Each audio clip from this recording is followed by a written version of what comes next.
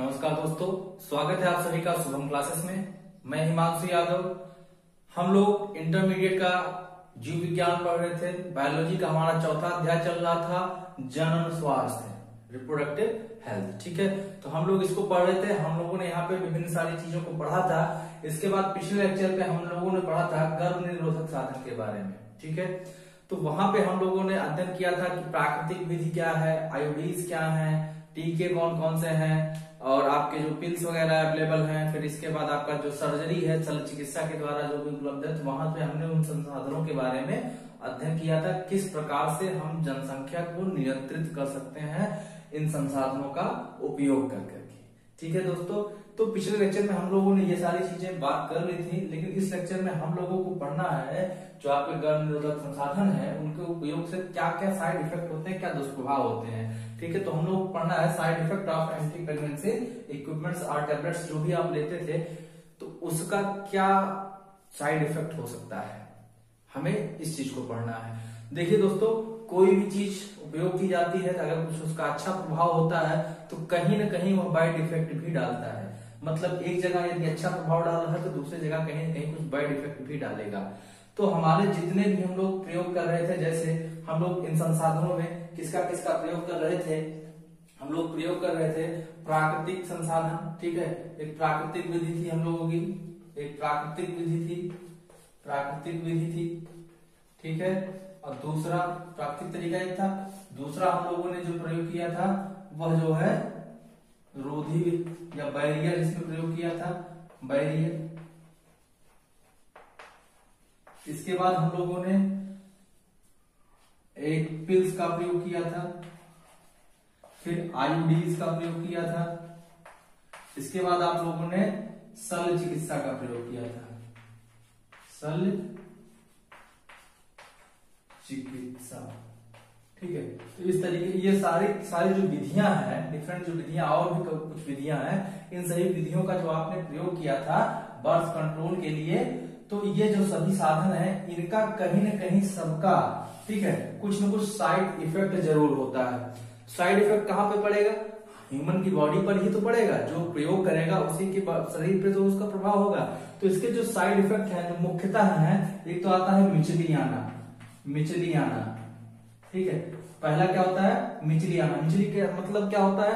मुंह में बार बार पानी आता है, लार जिसे कहते हैं आप, जो है बार बार अपने आप मुंह में पानी आता रहता है, जिसे आप लोग शुद्ध हिंदी की भाषा में कहते हैं जी पंछाना। ठीक है, तो एक तो मिचली आना हो गया। दूसरा चक्कर आना हो गया, बात समझ में आई। तीसरा है ऋतुस्राव में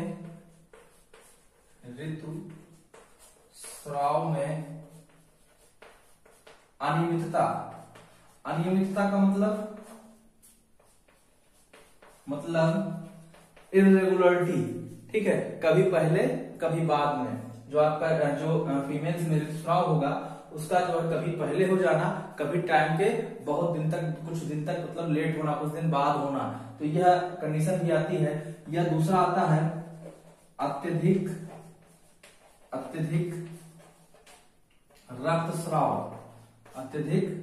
रक्तस्राव फीमेल की बॉडी में होगा। ठीक है, जो ब्लीडिंग होगी वो बहुत ज्यादा होगी। इसके अलावा और क्या है? इसके अलावा है उदर पीड़ा, मतलब पेट में दर्द बहुत होगा।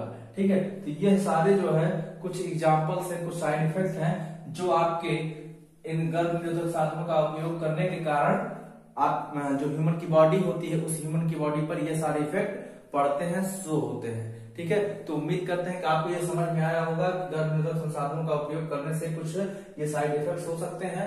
देखिए, जरूरी नहीं है कि सारे के सारे साइड इफेक्ट हो सकता है कि कोई एक साइड इफेक्ट हो सकता है इसमें से 2-3 हो जाए, हो सकता है कि कोई भी साइड इफेक्ट ना हो। मतलब ये कंपलसरी नहीं है, मैक्सिमम केस में नहीं देखा गया है, फिर भी जो है यह हो सकता है। और दूसरी चीज, यह जो आप जितने गर्भ निरोधक संसाधनों का प्रयोग कर रहे थे, तो आपने देखा पढ़ा, तो यह सभी जो है जनसंख्या नियंत्रण करने में काफी हद तक जो है सहायक हुए हैं। काफी हद तक हमने जो है इसकी मदद से जनसंख्या को नियंत्रित किया है। तो एक प्रकार से कह सकते हैं कि हमारे अच्छे साधन है और लगातार इसमें जो है हम लोग चेंजेस कर रहे हैं। चेंजेस का मतलब डेवलपमेंट कर रहे हैं, कुछ और संसाधन, कुछ और तरीका, ठीक है, कुछ और बेस्ट मेथड खोजने की कोशिश लगातार जारी है। तो इस प्रकार से ये सारे के सारे हमारे जो हो गए गर्भ निरोधक संसाधन, उनका प्रयोग, उनका जो है साइड इफेक्ट हो गया। अब अगला हमारा आता है मेडिकल टर्मिनेशन ऑफ प्रेगनेंसी।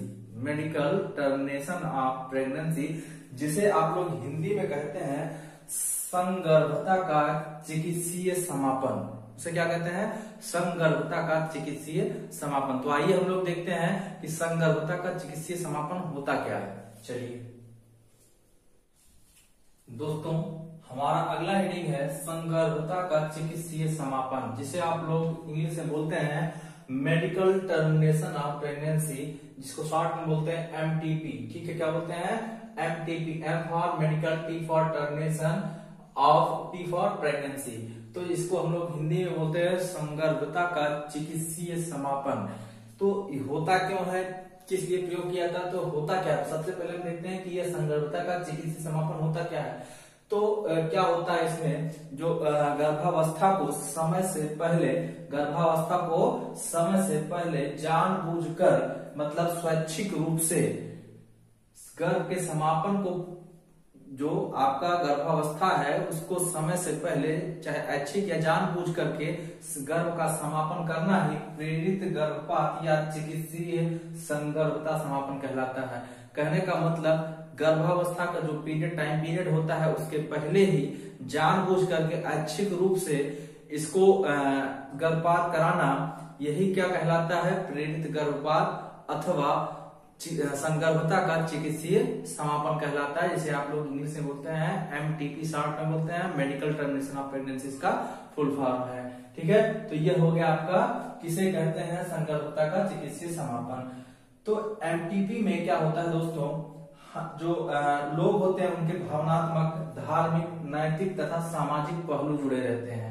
कहने का तात्पर्य यह है कि जो एमटीपी होता है हमारे धार्मिक पहलुओं से जुड़ा होता है, नैतिक पहलुओं से, सामाजिक पहलुओं से और हमारे जो है मनोभाव से भी जुड़ा रहता है। इसी कारण से बहुत सारे ऐसे देश हैं, हमारे विश्व के बहुत सारे ऐसे देश हैं जहां पर अभी यह बहस चल रही है कि एमटीपी को कानूनी मान्यता दी जाए अथवा नहीं। मतलब मेडिकल टर्मिनेशन ऑफ प्रेगनेंसी को हम कानूनी रूप से एक मान्यता प्रदान करें अथवा नहीं। क्यों? क्योंकि यह जो संगर्भता का चिकित्सीय समापन है, यह जो है हमारे धार्मिक, सामाजिक, हमारे जो नैतिक और भावनात्मक पहलुओं से जुड़ा रहता है। पास में सन 1971 बहुत ही याद करने वाला पॉइंट है, बहुत ध्यान देने वाला पॉइंट है। 1971 में भारत सरकार ने 1971 में एक कानून बनाया। किसके लिए कानून बनाया? संगर्भता का चिकित्सीय समापन को गैर कानूनी रूप से करने से रोकने के लिए, ठीक है, गैर अनावश्यक चिकित्सीय समापन करने से रोकने के लिए एक कानून बनाया। ठीक है, कब बनाया? 1971 में बनाया। किसने बनाया? भारत ने बनाया। तो भारत ने एमटीपी का दुरुपयोग रोकने के लिए, मतलब संगर्भता का चिकित्सीय समापन रोकने के लिए 1971 में से क्या दी? कानूनी स्वीकृति प्रदान कर दी। मतलब एक कानून बना दिया जिसके अंतर्गत बताया गया कि जो है ये इसका जो चिकित्सीय समापन है संगर्भता का, यह गैर कानूनी है, गलत तरीका है। हाँ, कुछ विशेष मामलों में छूट दी। और इससे क्या हुआ कि जो कन्या भ्रूण हत्याएं हैं, ठीक है, जो कन्या भ्रूण हत्याएं हैं और साथ ही साथ जो अंधाधुंध गर्भपात चल रहा है, इससे काफी हद तक रोक लगाने में जो है सफल हुए।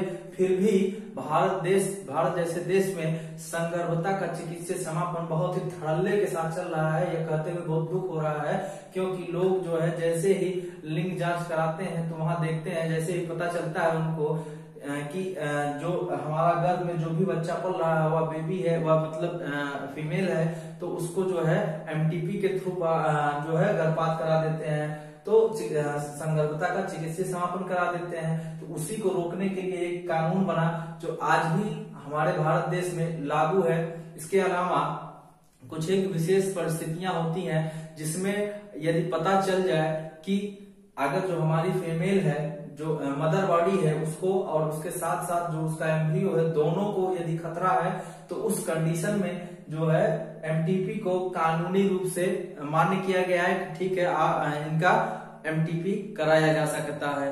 ठीक है। और दूसरी चीज यह है कि जो संगर्भता है, संगर्भता का प्रथम तिमाही होता है, प्रथम तिमाही का अर्थात मतलब है 12 सप्ताह से जो शुरुआत के 12 सप्ताह होते हैं, जो शुरुआत के 12 सप्ताह होते हैं, इसमें जो है 12 सप्ताह जो होते हैं, इसमें जो है संगर्भता के चिकित्सीय समापन को सेफ बोला गया है। क्या बोला गया है? यह 12 सप्ताह के अंदर अगर इसका एमटीपी कराया जाता है किसी कारणवश, जरूरी है, आवश्यक है, अगर इसके दौरान 12 सप्ताह के दौरान यह प्रथम तिमाही, इसको बोलते हैं, क्या बोलते हैं, संगर्भता का प्रथम तिमाही। ठीक है। तो संगर्भता के प्रथम तिमाही के दौरान यदि एमटीपी कराया जाता है तो ये क्या है? सेफ है। ठीक है। ये क्या है? सेफ रहता है। किसके लिए? जो फीमेल बॉडी होती है, फीमेल के लिए यह सेफ होता है। ठीक है। अच्छा, जो द्वितीय तिमाही होती है, द्वितीय तिमाही जो होती है, द्वितीय तिमाही अर्थात जो नेक्स्ट का 12 हफ्ते होंगे, इसका मतलब टोटल संगर्भता से 24 हफ्ते के अंदर जो एमटीपी कराया जाता है, इसमें जो फीमेल बॉडी होती है, जो मदर बॉडी होती है, उसके लिए जान का खतरा बना रहता है, जान का जोखिम बना रहता है। बात समझ में आई? तो यह कुछ ऐसे कंडीशंस हैं जिसमें आपका मेडिकल टर्मिनेशन ऑफ प्रेगनेंसी को अलाउ किया जाता है, मेडिकल टर्मिनेशन ऑफ प्रेगनेंसी को बैन किया गया है ऐसे। तो फिर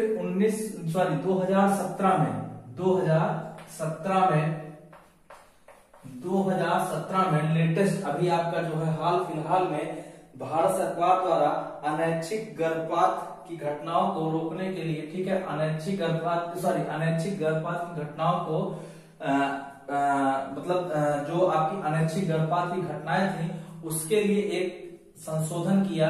जो एमटीपी का आपका कानून था, तो उसके लिए एक संशोधन किया कि जैसे अगर जो आपका प्रेगनेंसी है, उस दौरान ये चांसेस हैं कि जो आपका फीमेल या मादा है जिसके अंदर गर्भ है, उसके अथवा जो भ्रूण है, दोनों के मृत्यु का खतरा यदि ज्यादा रहता है, तो इस कंडीशन में 2 डॉक्टरों से सलाह ली जाती है। जो चिकित्सीय विशेषज्ञ होते हैं उनकी सलाह ली जाएगी, और यदि दोनों चिकित्सीय विशेषज्ञ का ये कहना रहेगा कि इसमें अगर इसका जो है हम लोग इसकी डिलीवरी कराते हैं तो फीमेल और एम्ब्रियो दोनों को जान का खतरा है, तो इस कंडीशन में एमटीपी को क्या कर दिया गया है?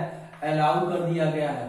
दूसरी कंडीशन, 2 चिकित्सीय विशेषज्ञों का एक पैनल होगा, जिसमें अगर यह पता चले कि जो भ्रूण है, भ्रूण में कोई एक ऐसी बीमारी है जो आनुवंशिक है, जो उसके विकलांगता को शो कर रही है, गंभीर समस्या है, अर्थात कहने का मतलब ऐसी बीमारी जो गंभीर बीमारी है, लाइलाज बीमारी है, या उसकी विकलांगता को, जटिल विकलांगता को प्रदर्शित करती है, तो उस कंडीशन में जो मदर होगी उसके तथा उसके परिवार वालों की सहमति से इसका एमटीपी किया जा सकता है। लेकिन शर्त इसमें भी वही है कि कम से कम 2 जो विशेषज्ञ चिकित्सक होंगे, उनका मशविरा, उनका परामर्श लेना जरूरी है। तो इस प्रकार से आप लोग देख रहे हैं कि एमटीपी जो आपका कानूनी, कुछ देशों में कानूनी अधिकार बन गया है, कानूनी नियम बन गया है, ठीक है, इसके अगेंस्ट में, और कुछ देशों में अभी भी इस पे बहस जारी है। क्यों? क्योंकि यह हमारे भावनात्मक, नैतिक, सामाजिक, ठीक है, और हमारे धार्मिक पहलुओं से भी रिलेटेड होता है। इस वजह से इस बहस कई देशों में चल रहा है। लेकिन 1971 में भारत ने एमटीपी को रोकने के लिए, जो एमटीपी है उसका दुरुपयोग रोकने के लिए एक कानून बना दिया, ठीक है, जिसे आप लोग बोलते हैं medical termination of pregnancy act बोलते हैं। ठीक है। तो एक एक्ट बना दिया था, और इसमें बताया गया कि 12 सप्ताह अगर एमटीपी जरूरी है, तो जो 12 सप्ताह का जो आपका भ्रूण है, उसके अंदर, इसका मतलब प्रथम तिमाही के अंदर जो एमटीपी कराया जाएगा वह सेफ होगा फीमेल के लिए। जो फीमेल है, प्रेग्नेंट फीमेल है, उसके लिए सेफ होगा।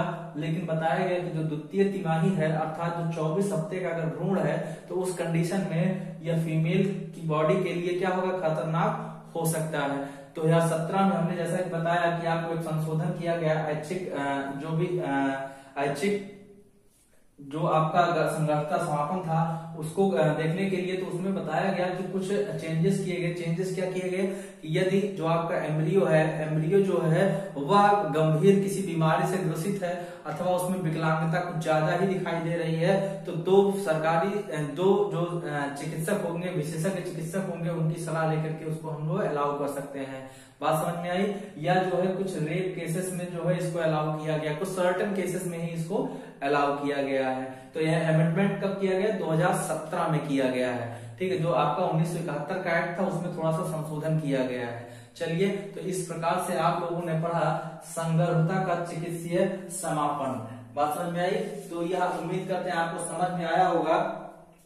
यह पूरा चैप्टर आपको, यह पूरा टॉपिक आपको समझ में आया होगा। अगला हमारा टॉपिक होगा यौन संचारित संक्रमण। ठीक है, नेक्स्ट हमारा टॉपिक क्या है? यौन संचारित